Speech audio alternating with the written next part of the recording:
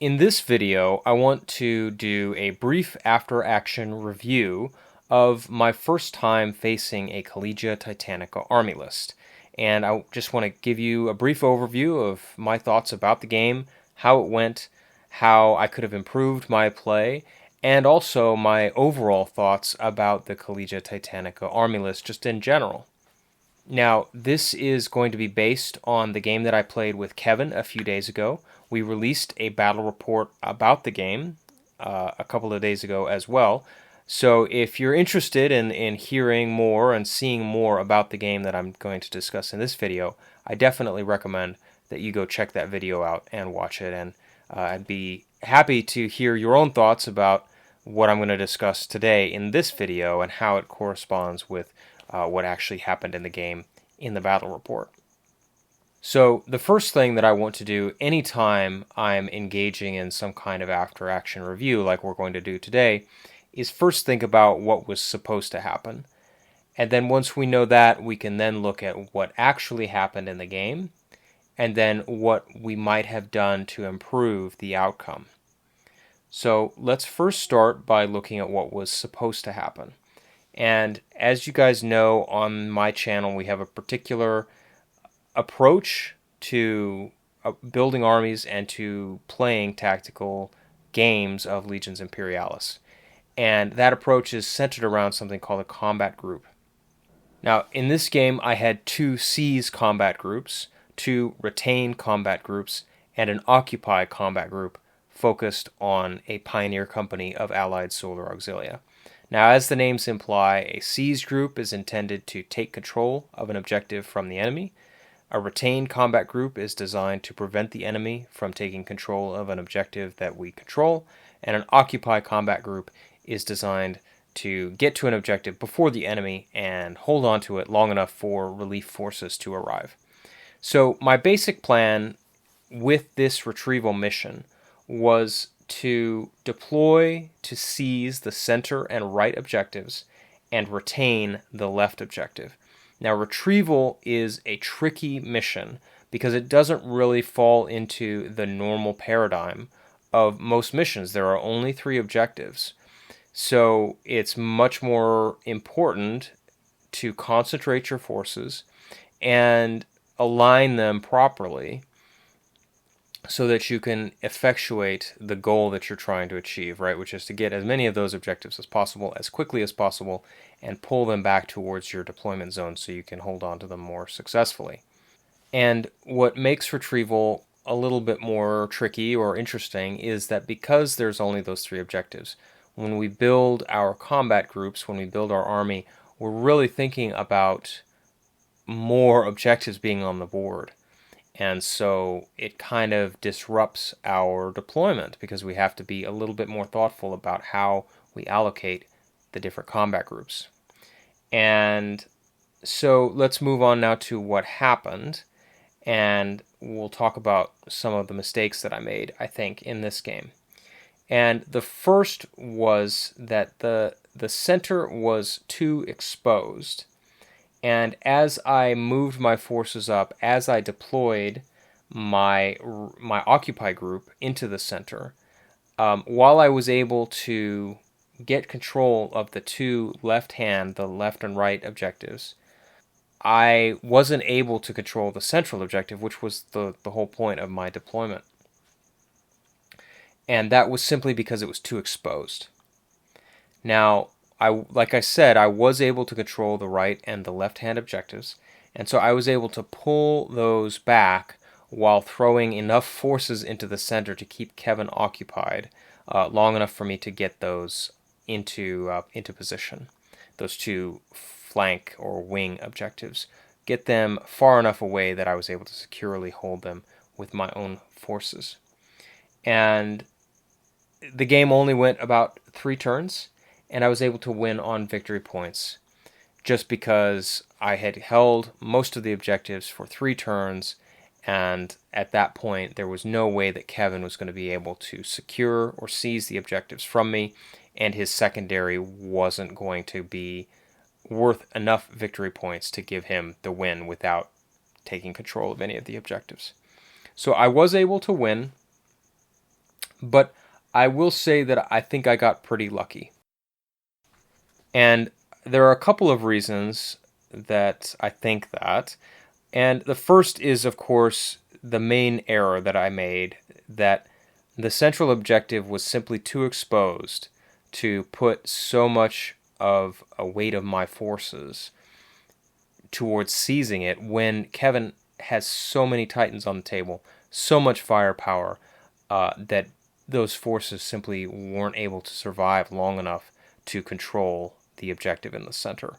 And by trying to do so, I really sacrificed a lot of my capabilities when those capabilities could have been focused on the flanks, seizing those flank objectives, and being able to maneuver in a better way to possibly effectuate the completion of my secondary objective, or just to hinder Kevin's movement up the table. I think a better deployment would have been to set up both of my retain groups in the center. So I would have had my Thanatars with the Solex Heavy Las, my Tech Thrall Covenants, all deployed, my Myrmidon Destructors, all deployed in a way to deny that objective to Kevin, while using the heavy forces in my Seize groups on the flanks to bring those objectives back towards my deployment zone and secure them. I think the Pioneer Company I did use to get that turn 1 control over those objectives, which Kevin was not able to do because his Titans are slow and generally do not have infiltrate. Now he did have some Astartes support, but those were confined to his deployment zone and really didn't have a chance to occupy any of the objectives from turn 1 and give him that chance to fight for control of the objectives. The other big mistake that I made, I think, was I misplayed my Knights and Titans. They basically did nothing the whole game. I think I did shoot with them once or twice, and I think they missed just due to the terrain. And the problem here was twofold. I think partially I don't have much experience playing with Knights and Titans, so I didn't maybe know how to use them to best effect. But they're also very expensive, and at this points level, they're very fragile. I mean, they're fragile in general, but when you have Warlords and Reavers walking around on the table, Knights and Titans aren't going to last very long, or Knights and Warhounds are not going to last very long. So by putting them in exposed position, which was my intention, was for them to push forward and seize an objective in open ground, but they weren't able to fulfill that function because they were so fragile and because Kevin had such heavy firepower able to reach pretty much any point on the table. They really had to hide for most of the game. And they did provide some value in the sense that when I was able to pull the objectives back, I could use them in cover, like you'll see in the battle report on the right flank. I was able to tuck the objective away and cover it under the guns of the Knights and my Warhound. But that's a lot of points to be hanging out in the back flank of the field. So I'm thinking maybe at this points level, Warhounds and Knights maybe not the right choice, or at least not in the way that I played them. So those are my thoughts about how I played and how I could improve. Let's talk a little bit about the Collegia Titanica. As I said, I think I got lucky, and I think I got lucky primarily because the Retrieval is a particularly bad mission for the Collegia Titanica because, first of all, it just snowballs very quickly in general. Whenever somebody is able to get that turn 1 control of the objectives, I think it's very hard to retrieve it from them. So in that sense, like, the mission is not great in the first place. The second problem, of course, is that for Titans in particular, although they have high firepower, the fact that they move fairly slowly, you're not going to be able to get up the table. They're not going to be able to get up the table to really seize control of those objectives from the enemy once they've established control and started to bring them back towards the enemy's deployment zone. I think the 0 tactical strength for the Collegia Titanica is a weakness, for sure, but I don't think it's as much of a weakness as it's been made out so far. And I think that's because I think this game is sort of a fluke.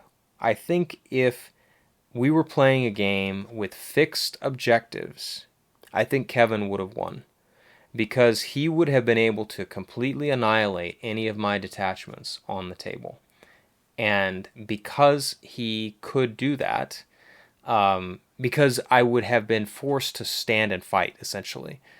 Those forward objectives, any mission you name, those forward objectives closer to him, I would have had to control them.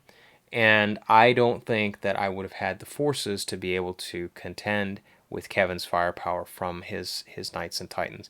And for that matter, the Astartes backing them up. So with those fixed objectives, I think the Titans could have just walked up the table, wiped me off the board, and seized control, even with their low to minimal tactical strength, even with allied forces. At this point's limit, I don't know about a full army of Titans. I think it is still necessary to have some kind of supporting force. But I think that a very powerful army could be made of a couple of warlords armed with powerful long-range weapons. And they just sweep the table clear of any forces in open terrain. And then you have some supporting forces, maybe mounted in transports, move up the table, secure objectives, and win the game. I know that may be something of a controversial take. I think a lot of people, from what I've read, think the Collegia Titanica list is pretty uncompetitive or underpowered. And I've given it some thought, and I've shown you or spoken to you about some of my arguments here. And I think they're maybe not as uncompetitive as sort of they're laid out to be. It certainly didn't feel uncompetitive to me. I think, again, the mission was maybe a poor choice, a poor role for Kevin. And I think if we had played with fixed objectives, he would have had a much better shot at winning. Although, as it was, he certainly destroyed most of my force, and I really was fortunate to win on victory points. So, yeah, maybe that's a controversial opinion. I'd be curious to know your experiences facing Collegia Titanica forces and just Titans and Knights in general. I know it's kind of a tricky subject right now in the Legions Imperialis community, but I'd like to hear your thoughts. Make sure you comment down below, like and subscribe, and let me know how we're doing as a channel, and I'll see you in the next video.